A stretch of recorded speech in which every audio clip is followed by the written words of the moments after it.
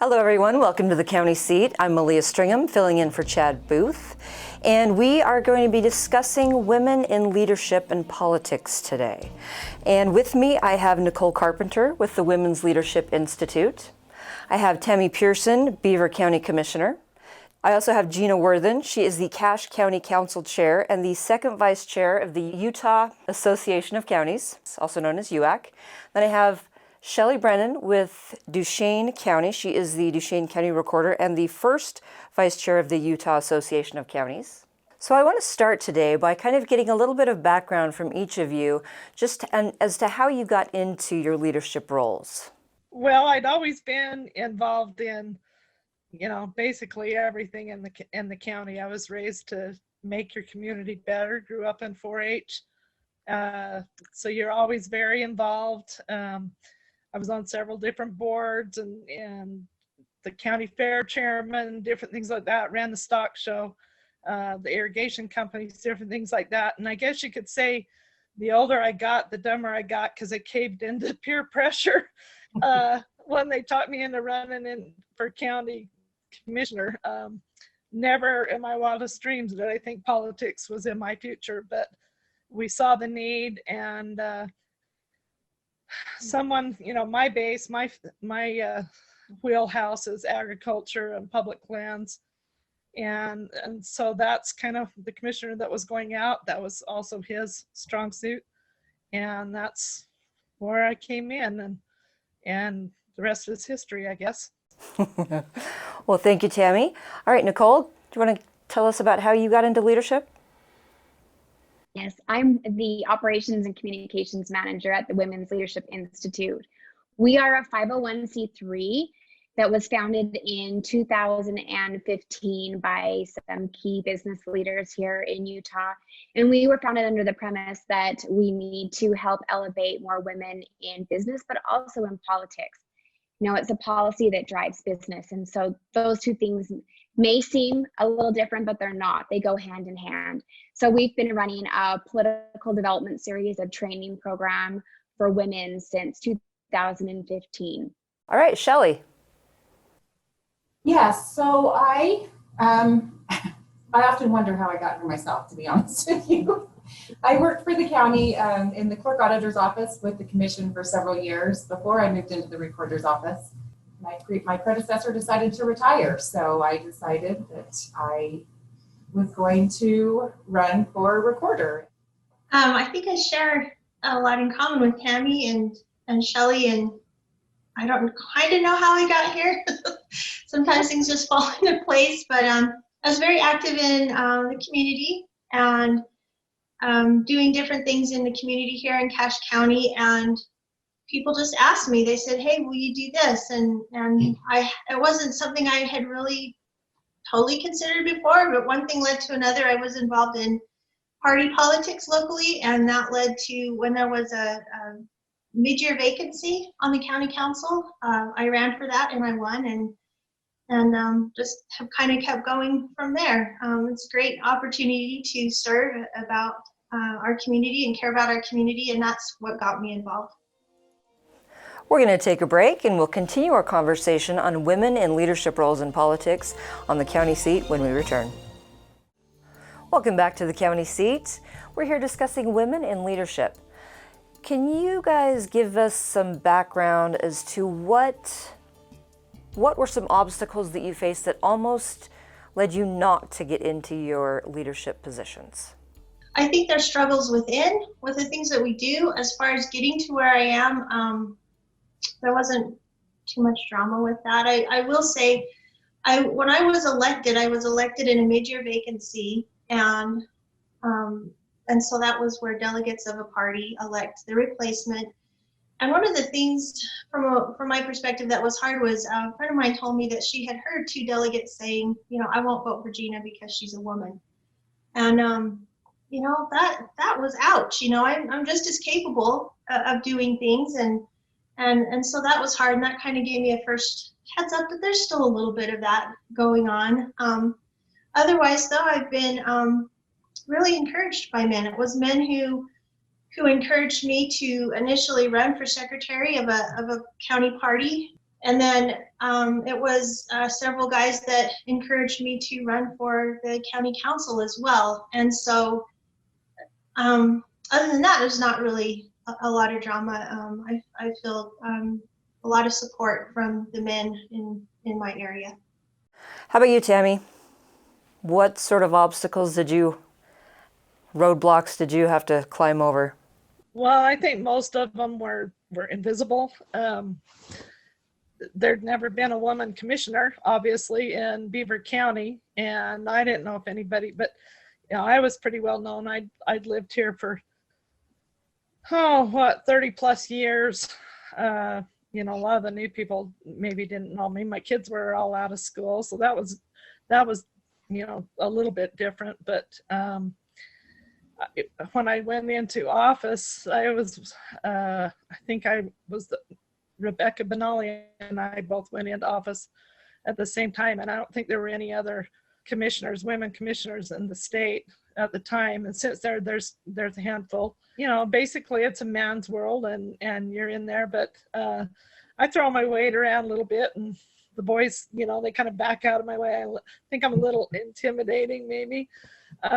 No, but the guys that I've worked with have just been awesome, and I've learned a lot, from those that have been kind of career politicians and the way things work. I think women have a different perspective on how they handle obstacles, and that's been some of the stuff that I've dealt with. Is I deal with things differently than some of the other people that have been in office for a while, and sometimes it suits me well, sometimes maybe not so much. I would hate to fly into this seat and never have been involved in anything. That would be a struggle. You need to have a base of understanding and education from your county, and then talk to your people, see what they want, and hopefully what you're doing is the right thing. All right, Shelley, what were some of the stumbling blocks that you had? Once I decided to run for recorder, like I said, my predecessor had decided to retire. Nobody filed against me, so I ran unopposed my first term. So once I got in as recorder, I was volunteered. I guess I was asked to serve as secretary for the Recorders Association my first year, so I ran for that position just within the Recorders Association. I was asked to consider running for second vice president of the Utah Association of Counties, and I said no, absolutely not. I don't want to do that.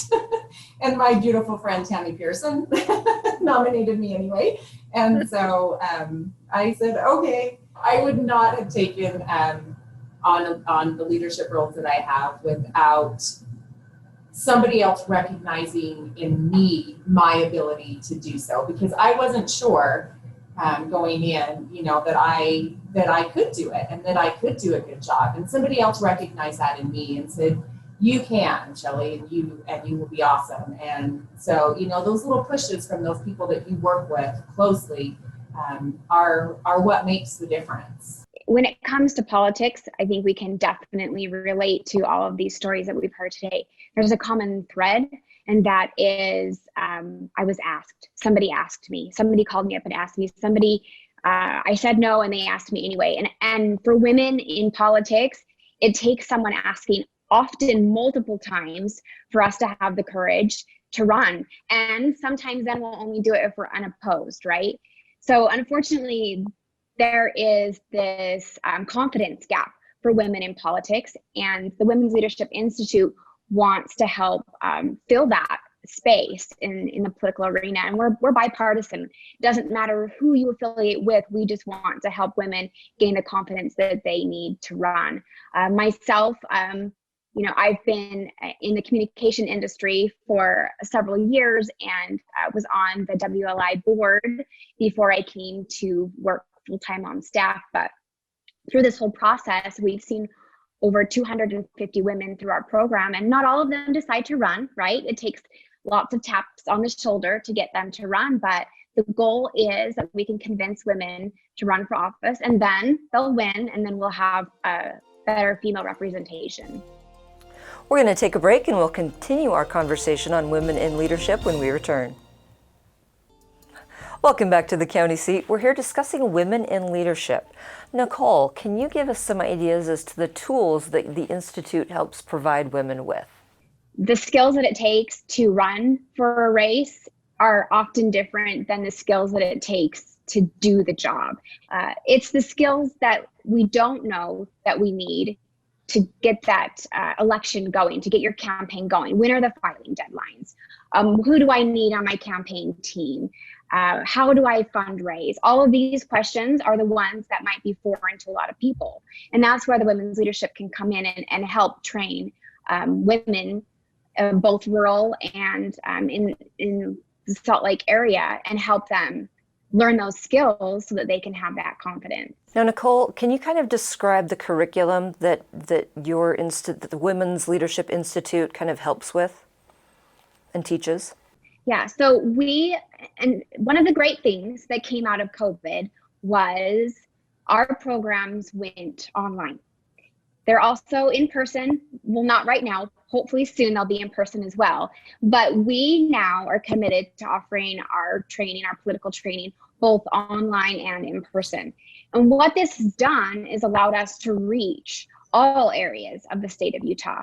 Before 2020, we really only reached a few of the counties surrounding Salt Lake because our program was in Salt Lake and people would have to travel in to come to those programs. But now this year, we have candidates from Cache County all the way down to Garfield County. So it's really great that we can access this technology and this new way of living, right?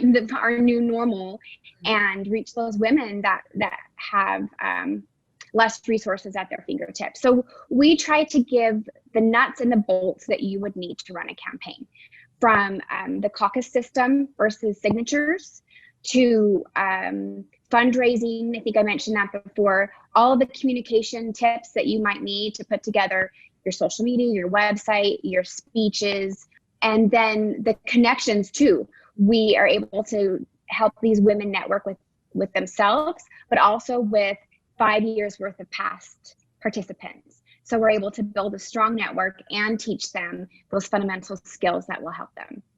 So if a woman is interested in sort of getting into politics, and they're watching this and they're seeing what you're talking about, the networking that you guys can help them with, do they contact you directly? Do they contact the Leadership Institute? What should be a good first step for them? Our website would be the go-to place, and that is WLIUT.com. And we have a section for our political development series. Right now, we completed, it runs from September through February. So we completed this year, but the registration will open back up again at the end of the summer. And there's a wait list that people can get on. And even if the world opens back up again, we will make sure that we have an online version moving forward for all of those people that want to join us over Zoom. That would have been really nice to know about 7 or 8 years ago. Right? I know. I was just thinking the same thing. Yep, for sure. But good to know. If I decide to run, I got to run next year. So. Well, Tammy, now you're the experts. Now you're the one that everyone will call. You may not need our program anymore, right? I am the least politically correct person in this state, I think. So I'm not sure I'm one to give advice. I do have to say that I think, to me, obviously I'm very rural. I'm just this down home hick cowgirl farmer, whatever. But I shoot straight.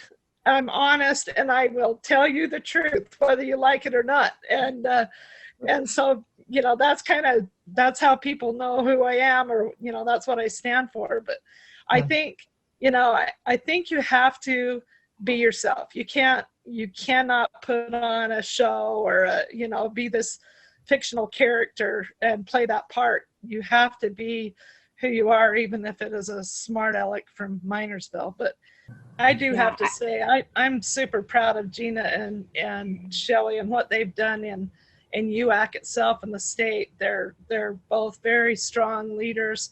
People look up to them, they respect them, and And I think the one good thing that I see, you know, and I'm not talking just specifically women, but these two girls right here, you know, they dive in. They're not unwilling to do the hard work, you know, and a lot of times this comes down to who's willing to work hard and get in the middle and get dirty and put a little elbow grease into this kind of stuff.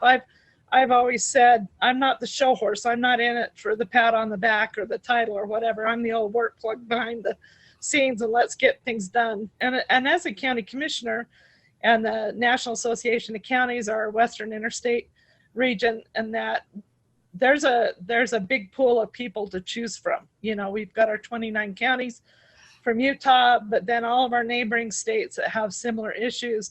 We've got a lot of friends in other counties that we've been able to work with on national issues as well.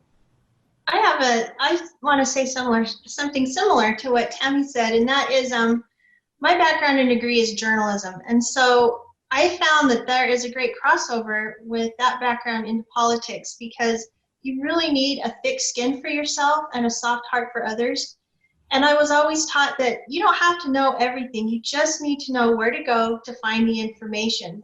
I think as women, we often feel like, oh, we aren't qualified. You know, guys seem to be willing to jump in and do things more quickly than we are, or that we do. And so if you don't feel confident, remember there's somebody always out there who has the information and the knowledge that you need, and they're always willing to share with you. If you call them up, have a great conversation with them, and that helps you feel confident in knowing your stuff as you put forth ideas and help make decisions.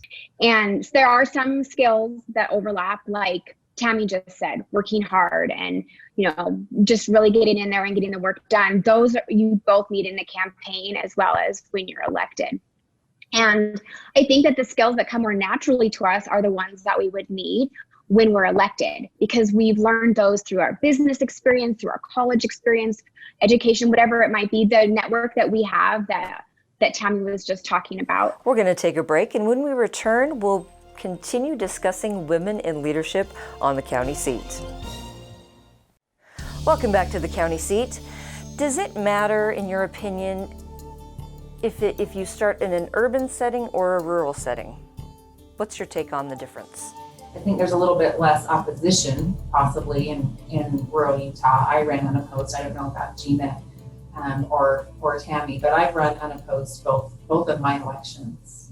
Once you're in, UAC becomes a great resource, because that's where urban and rural come together, and that's where we all get to communicate and collaborate, so that we're working together as a state and not as individual counties, because we all have similar issues, and learning those issues from a rural perspective and from an urban perspective, I think is essential to being successful.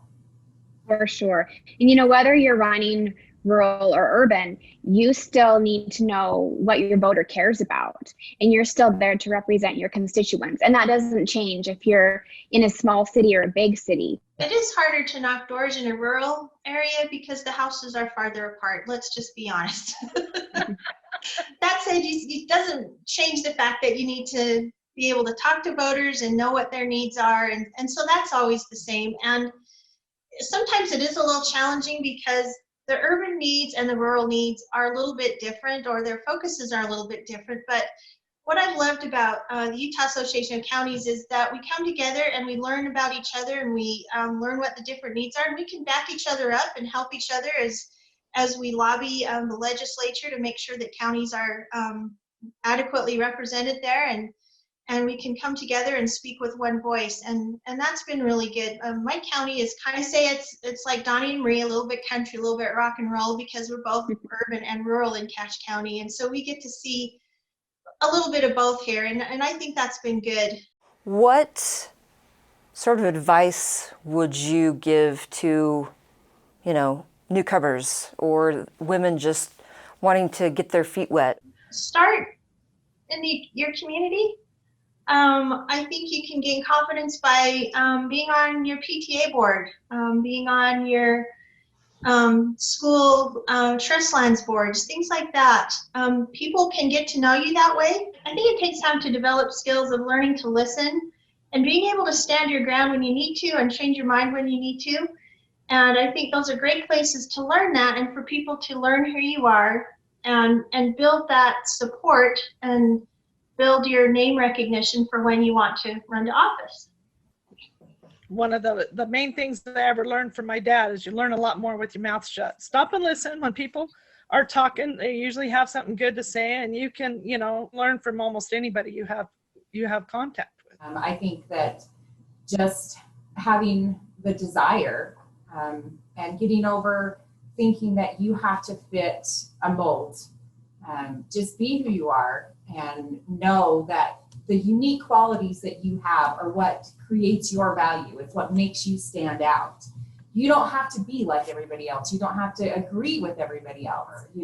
What's unique about you individually is what makes you valuable to your community.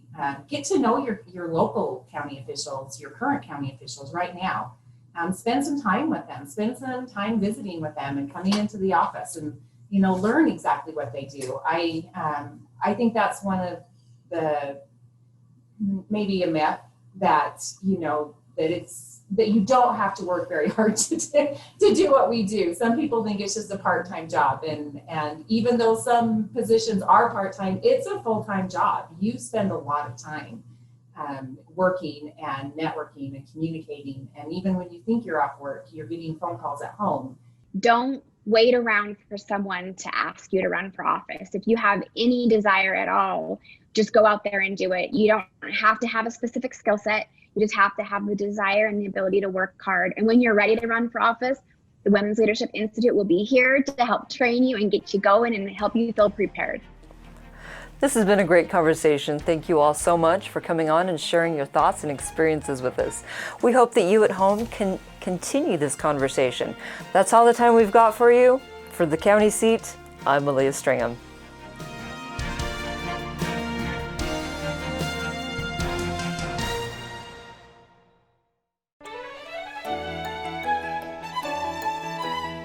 Thank you for watching The County Seat. Be sure to subscribe and turn on your notifications to keep up to date on the program and happenings around Utah.